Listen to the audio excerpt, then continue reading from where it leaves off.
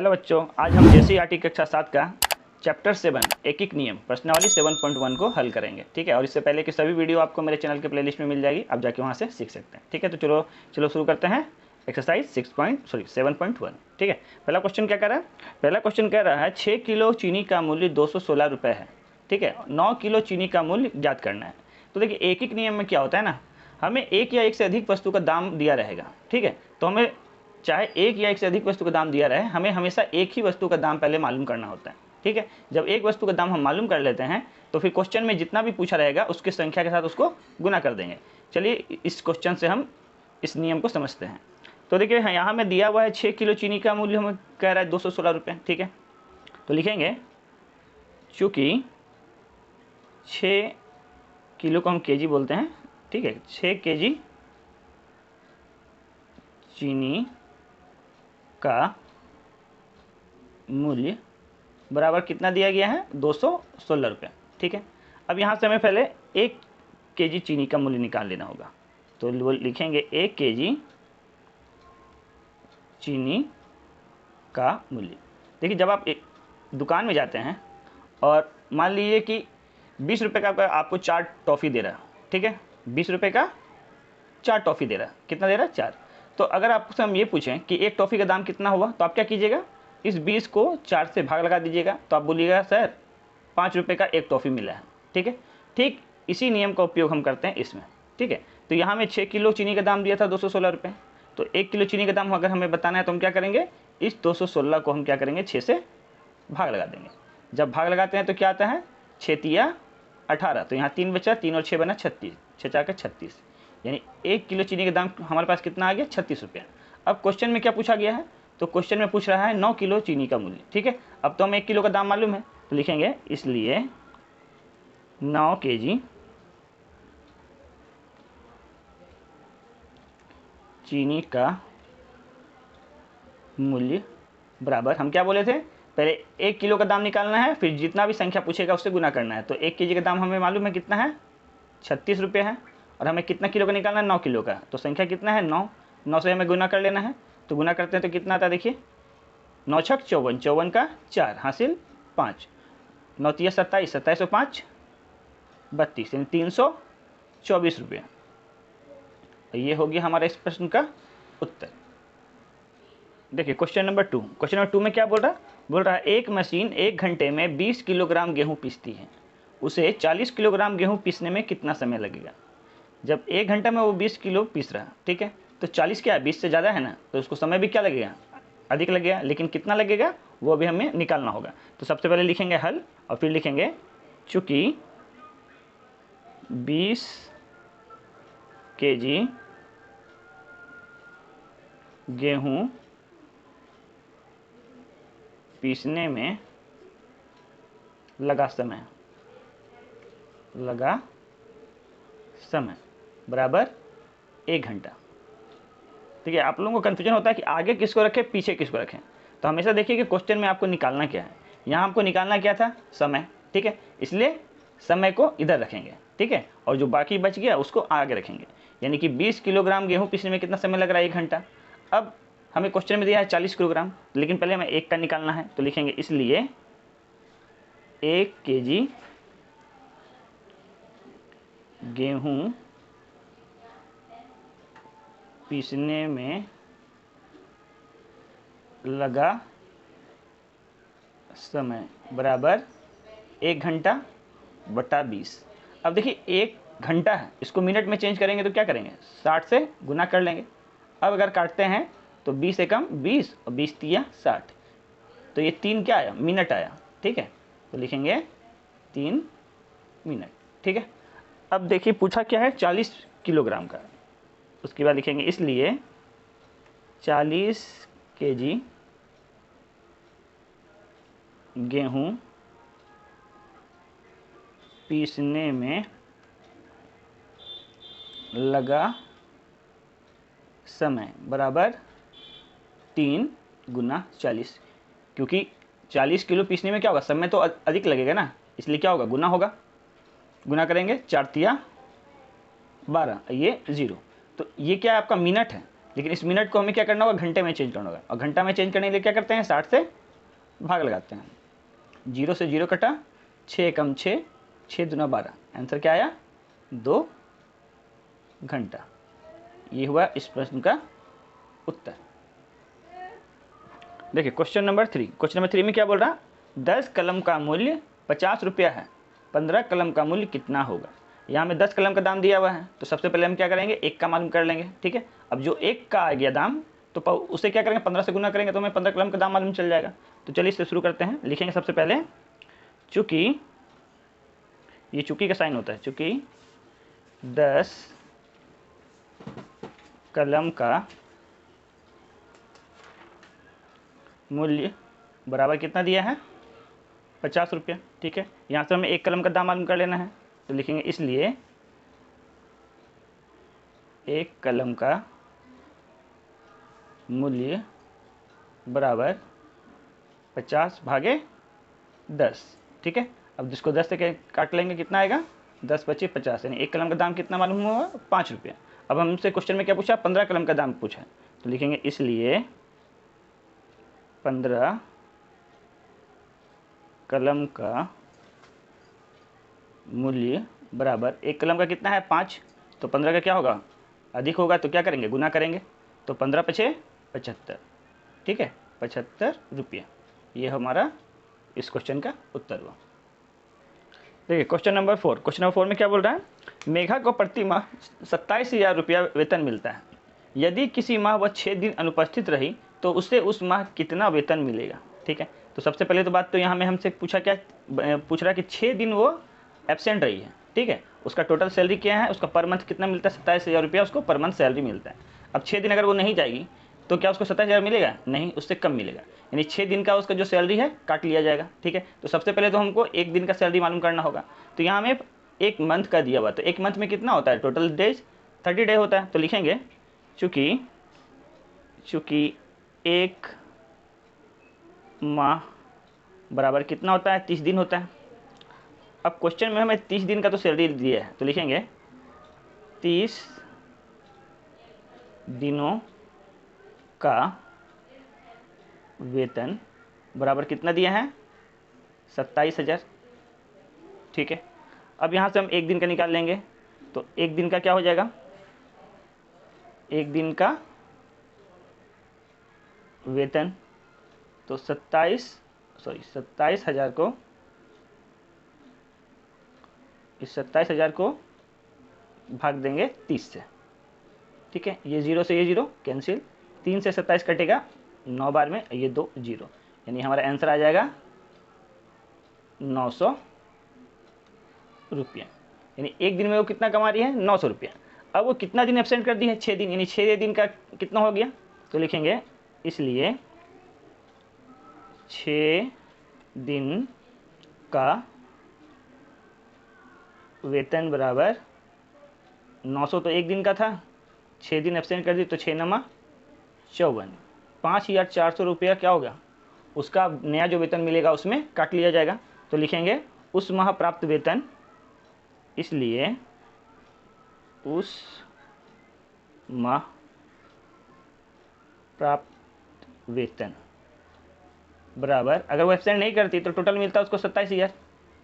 ठीक है, लेकिन वो 6 दिन एब्सेंट कर दी तो 5,400 रुपया अब कम मिलेगा। तो अब कितना मिलेगा, तो 0 0 0 0 0, ये भी 0। अब यहाँ 10 में से 4 गया तो 6, यहाँ रह गया 6, 6 में से 5 गया तो 1, और यहाँ आपका 2 हो गया, इकाई दहाई सैकड़ा हज़ार 10,000, 21,600 रुपया उसे उस महीना मिलेगा 6 दिन एब्सेंट करने के बावजूद। कम वेतन थोड़ी, इतना में तो वो तो बहुत हो जाएगा, है कि नहीं। चलिए क्वेश्चन नंबर अगला बनाते हैं। देखिए क्वेश्चन नंबर 5। क्वेश्चन नंबर 5 में क्या बोल रहा है 40 किलोग्राम में 1 किलोग्राम आम मिलता है, तो 120 रुपये में कितना आम मिलेगा। देखिए ये वाला सवाल तो आप सबसे आराम से बन जाएगा, क्योंकि आप सभी मार्केट जाते ही हैं। अगर 40 रुपये में 1 किलो आम देगा तो 120 रुपये में आपको कितना आम मिलेगा, आराम से आप बोल सकते हैं 4 या 12, मतलब 3 किलो। लेकिन इसको कॉपी में कैसे दिखाएंगे, इसको ऐसे दिखाएंगे, लिखेंगे चूँकि ₹40 में आम की मात्रा, आम की मात्रा कितना है? 1 किलोग्राम, ये 1 केजी। इसलिए 1 रुपये में, 1 रुपये में आम की मात्रा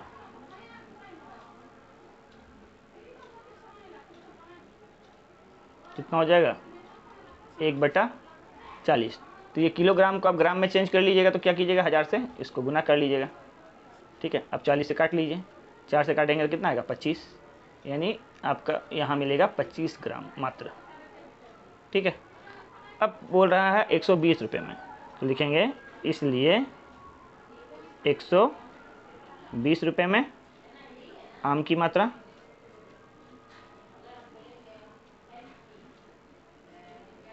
हो जाएगा 25 गुना 120, सॉरी 120 गुना कर लेंगे तो ये 0 का 0, 25 दूना 50, 50 को 0 हासिल 5, 25 और 5 30। तो ये क्या ग्राम में आया ना, इसको किलोग्राम में चेंज करने के लिए क्या करेंगे, 1000 से भाग लगाएंगे, तो हमारा आंसर कितना आएगा? 3 केजी। एक तरीका तो ये है आपको इसको सॉल्व करने का, और दूसरा तरीका क्या है कि अगर आप यहाँ इसको नहीं काटें क्योंकि ये थोड़ा सा लेंदी हो जा रहा है। ठीक है, तो हम क्या करेंगे, यहाँ में 1 केजी का दाम क्या हो जाएगा? 1/40। अब यहाँ हमको 120 रुपये का निकालना है, तो क्या होगा, 1/40 को हमें सिंपल सा 120 से गुना कर देंगे, तो ये 0 से ये 0 कट गया, 4 से 12 कट गया, तो 3 एकम 3 केजी। सिंपल सा ये आ गया। ठीक है, यहाँ में ज़्यादा काटकूट नहीं हुआ, तो ये आपके लिए ईजी रहेगा। ठीक है, तो 1 का दाम निकालते हैं, या फिर अगर हम जो भी रहेगा उसमें अगर भाग का रूप में लिख देते हैं तो 1 का दाम मालूम हो जाता है, और फिर जितना भी पूछेगा आप उससे सीधे गुना कर लीजिए। तो जहाँ जहाँ सिंपल सा कट जाता है वहाँ काटिए, जहाँ नहीं कटता उसको वैसा ही रहने दीजिए। ठीक है, देखिए क्वेश्चन नंबर 6। क्वेश्चन नंबर 6 में क्या बोल रहा है? बोल रहा है एक बस 65 किलोमीटर की दूरी 30 मिनट में तय करती है। ठीक है, और 169 किलोमीटर जाने में उसे कितना समय लगेगा? तो देखिए, जब 65 किलोमीटर जाने में आपको 30 मिनट लग रहा है, तो ये तो क्या है, 65 से अधिक है, यानी कि समय भी क्या लगेगा, अधिक लगेगा। लेकिन इसको कॉपी में कैसे दिखाना है और किसको किधर रखना है, ये पहली बात। तो देखिए, हमको निकालने क्या बोल रहा है, समय। ठीक है, तो जो भी चीज़ को आपको निकालने बोलेगा उसको आपको कहाँ रखना है, दाएं साइड में।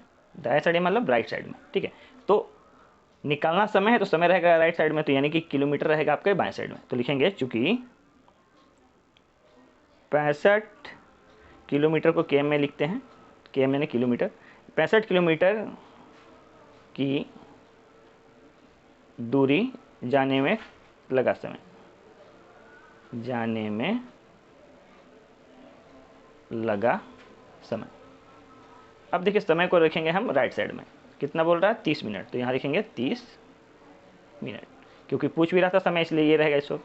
अब हम कभी भी जब 1 से अधिक का पता हो तो हमें क्या करना है, 1 का निकाल लेना है, तो इसलिए 1 किलोमीटर की दूरी जाने में लगा समय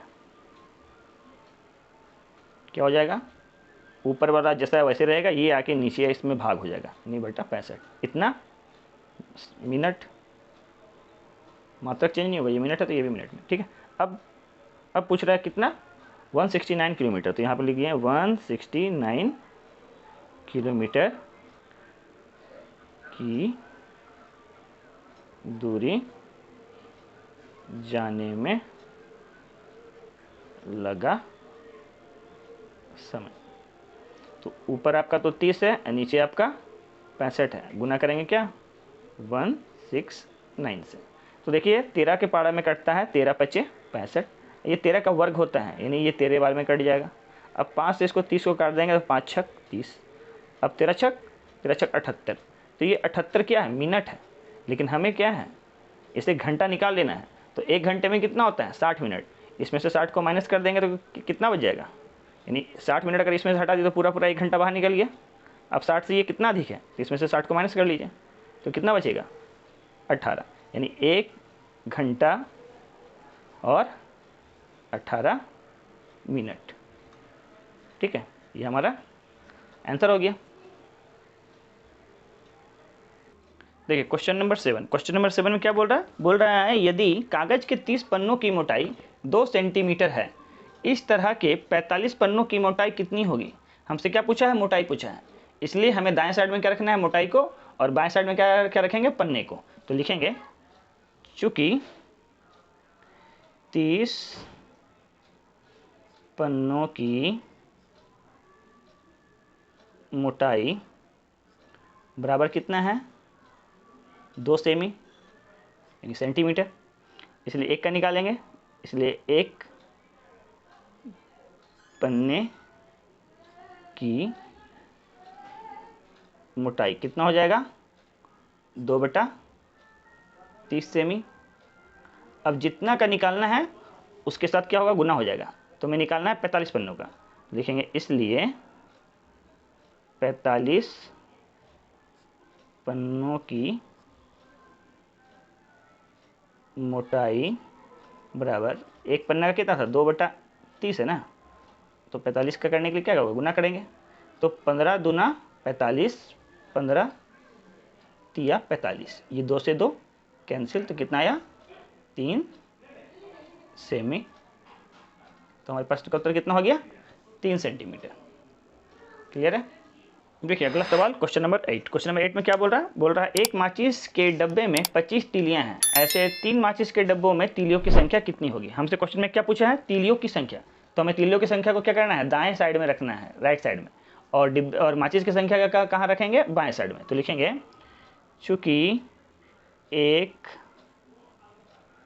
माचिस के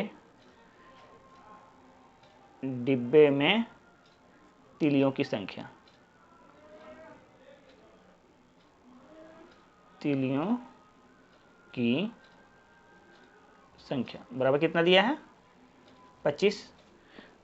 तो जब एक का तो दिया ही हुआ है तो हमें बस 3 का निकाल लेना है, इसलिए 3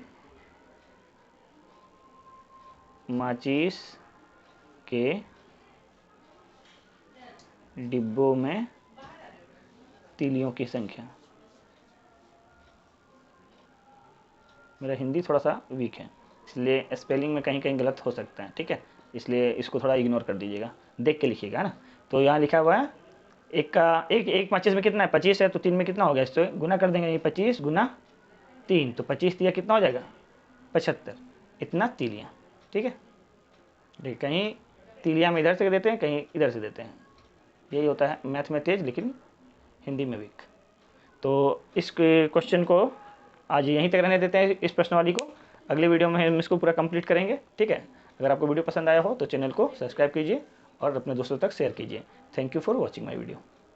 सभी वीडियो को देखने के लिए आपको सिंपली मेरे चैनल पे जाना है और वहाँ जाके आपको प्लेलिस्ट मिलेगा, इस प्लेलिस्ट पे जाना है, सभी एक्सरसाइज मिल जाएगा।